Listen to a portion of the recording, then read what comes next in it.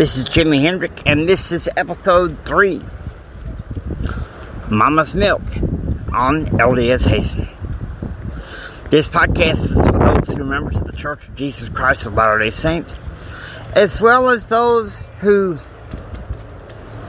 want to learn more about the Church of Jesus Christ of Latter-day Saints.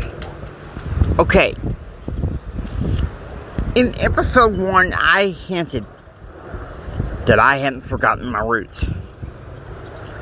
Mama raised me as more of an independent Baptist. I was raised more as a good old Southern boy, good old Baptist boy. And I was learning so much because of Mama. For much of my growing up years, I went to a little church near my home where I'm at now. And we had a pastor.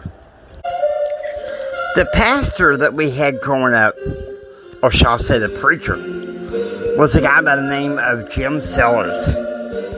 And he raised me to be strong in the gospel, okay? He raised me on the Bible. I remember one year I went to Christian school, and he took me in his office often after school. And I remember one thing he taught me was about the virtue of sacrifice, okay? The virtue of sacrifice. So many wonderful things he taught me. He taught me something that stands with me today. He taught me what my name was in Greek. Yakavos. He taught me a little bit of Greek, what James meant, what Thomas meant. And so, I gotta say, my mama raised me well. She did a very good job. She taught me on the importance of reading the Bible. In fact, I remember when I was 12 years old, she would take me and put me in front of the family and have me recite verses of the Bible. And so it's those verses from the Bible that got me through many hard times. But it was because of her having me stand in front of the family and recite verses of the Bible that has given me the love of public speaking. Something I love to enjoy. In fact, I might as well go ahead and go with the full details of what happened. In December 1981, Brother Jim showed up at our home.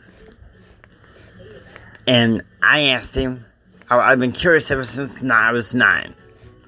Or rather when I was 7. What it was like to be saved, to get saved. And so, one thing he did is he led me in what he thought was what he believed to be the sinner's prayer.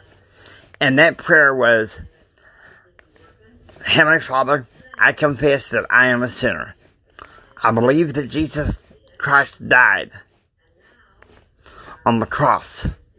I believe that He rose again from the dead the third day. Come into my life. Let me tell you something. Insurance. Anyway, after I said this prayer, I got saved, according to my Baptist tradition.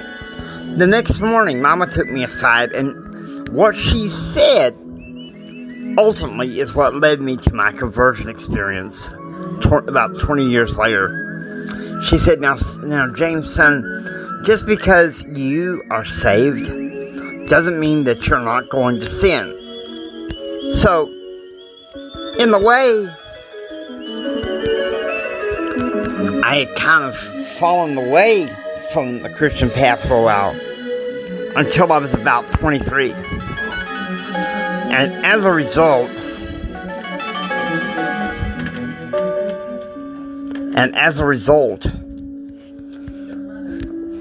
it took me till I was 23 to come back to the Lord in 1993. And even then, I was still searching for which church was right.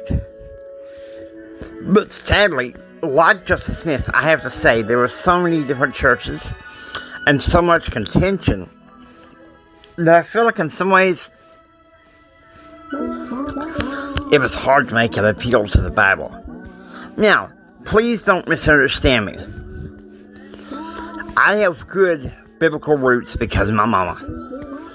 I have people in my home ward that it just amazes them how much I know about the Bible. And it's because of Mama. It's because Mama schooled me in the Bible. I started reading it when I was 12. And because of that, she thought that it was time for me to learn to memorize certain verses of the Bible that would help me through the hard times. And so, as a result of that, I would read, especially when I was 12, 13, 14, I would read the New Testament, and Jesus would say, "He that believeth and is baptized shall be saved." I would go to Brother Jim, and he would say, "Well, James, son, baptism isn't essential for salvation." And I would struggle within me, and I would be like, if these people believe that Jesus does not believe salvation is, the baptism is a part of salvation, well then I think, wow, we got a problem here. We got a problem here, and it needs to be dealt with. Now, don't get me wrong. I know that Brother Jim probably opposes my conversion, but my conversion has brought me so much joy. And believe it or not, it all started because of the training I received from Mama. My Mama is such a wonderful blessing to me, and there's no doubt in my mind. I don't know where I'd be without her. So, I hope that you don't mind receiving this knowledge.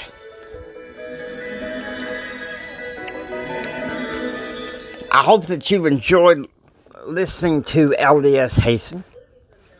If you like what you hear, please subscribe and become a part of our community.